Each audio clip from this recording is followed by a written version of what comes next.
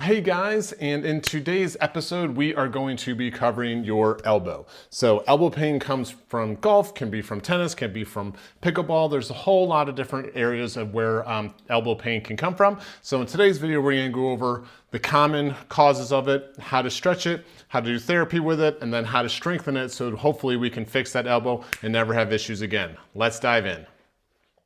A majority of the elbow pain is going to be associated with your wrist. So the more your wrist either is up or down is going to affect either the lower side or the upper side of the elbow. So a lot of the pain that you feel, yes, is in this spot because it's the brunt of the action between the wrist and the shoulder, but also it is going to be where you are placing your hand when you are typing on a keyboard. Are you with your hands down and typing this way? Are you more neutral? Are you up this way? If you're playing piano or cooking a lot of people have their wrist bent this way. Playing guitar, you're gonna be wrist bent this way. So think about other things besides a sport like golf, tennis, or pickleball that you are initiating your wrist. Are you sleeping with your wrist like this and hand behind your head for 7 to 10 hours a night? You know, where is your wrist placement? The more that you can be controlled, the better off that this is neutral, the better off that elbow is going to be. Remember, your elbow is like your knee. It is a hinge joint that takes the brunt between two other pivotal joints like your wrist, ankle, shoulder, or hip. So in doing so, really think about where in your life do I type on a keyboard? I should get a wrist guard for that. Where in my life am I on a mouse going back and forth or tilting, cooking, anything along those lines? You really want to just be thinking, okay, where is my wrist positioning? Because that is going to be a major factor for your elbow. So because your elbow is the middle joint between your wrist and your shoulder, we're gonna do some stretches to really help out the wrist and help out the shoulder at the same time. So the first one is gonna be sitting in a chair. You're gonna have your palms this way and go flat. And then as you're here, you want to lean into it. If you feel tightness up through here, then you know that your wrist positioning is going to be causing a strain on here. So you should be able to go flat, and then you should be able to lean forward into it and get a deep stretch coming through. Other people might tell you to come with your palm this way and pull and stretch. That's fine, but if you can anchor yourself in a chair and then lean into it, you're now going to be having a stationary point versus you pulling and then your arm, shoulders moving. This holds you in place so you can stretch it open and really get a deep stretch on your elbow joint. So this you want to hold for about 20 to 30 seconds. Again, this is a breathe and hold. So you're gonna inhale, exhale, and lean a little bit further forward.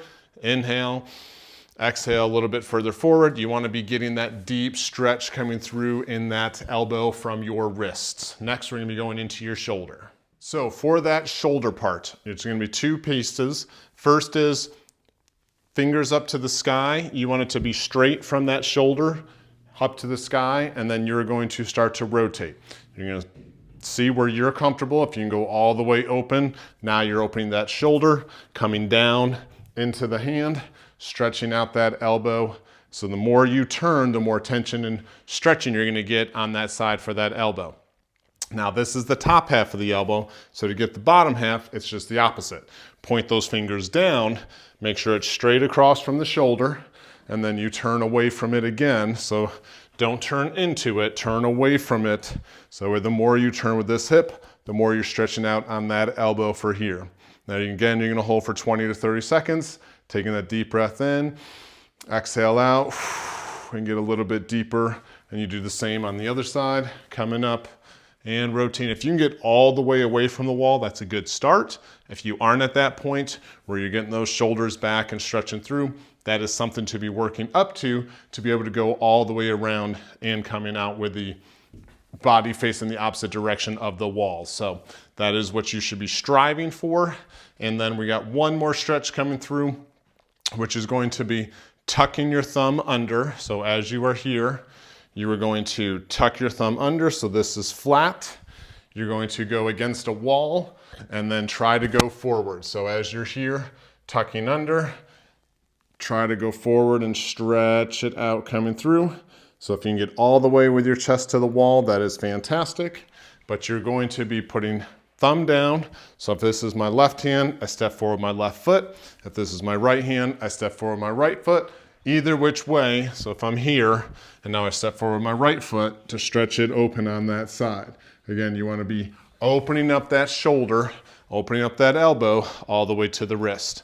So those two stretches on the wall are going to be perfect for what you need on the elbow part. Now let's get into the strength part.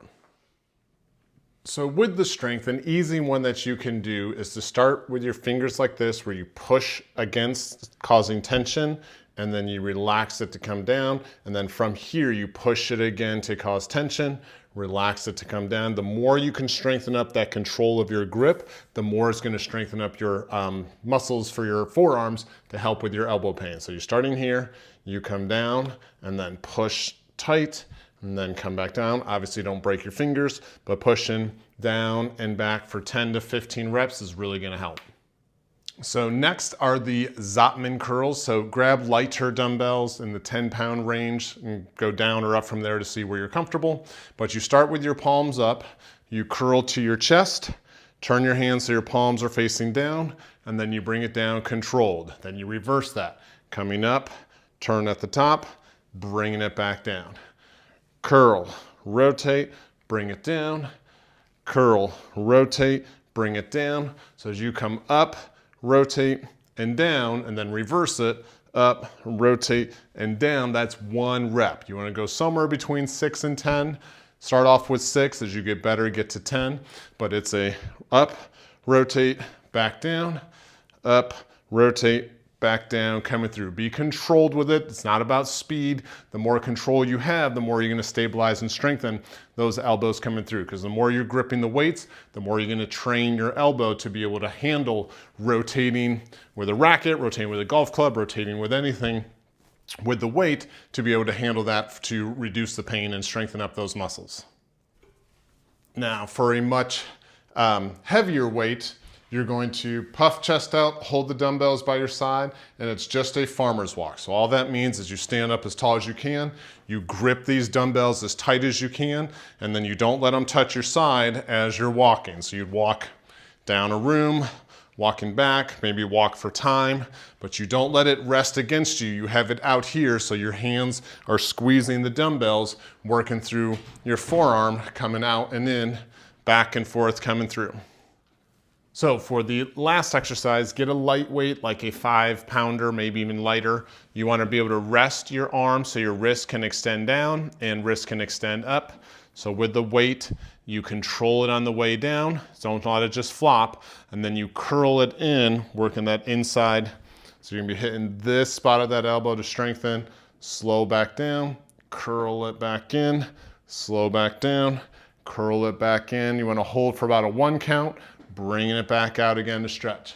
Coming in for a 1 count, bring it back down for a stretch. Go for about 10 reps, then do the other side, same thing.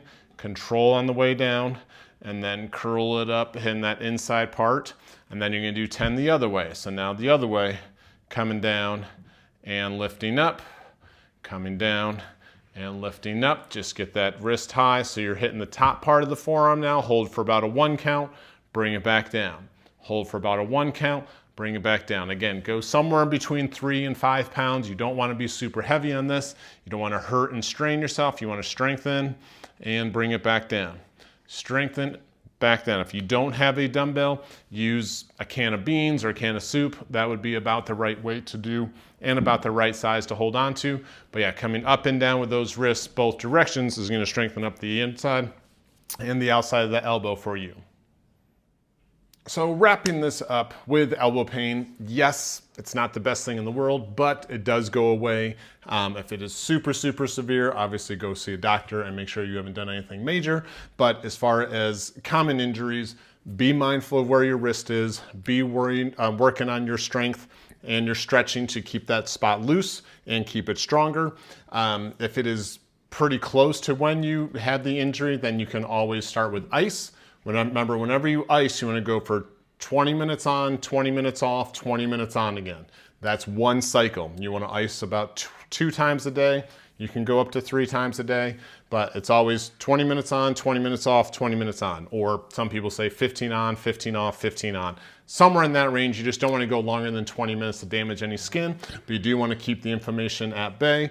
You can always try an anti-inflammatory. I take Advil when I need it, and you can take it 3 to 4 times a day for up to 2 weeks. You don't want to go longer than that, but in the first 72 hours, it should be helping to get you calm down in that area and allow you to do the stretching and do the strength and things like that. So if you guys have questions, please put them in the comments below, and I'll see you in the next video.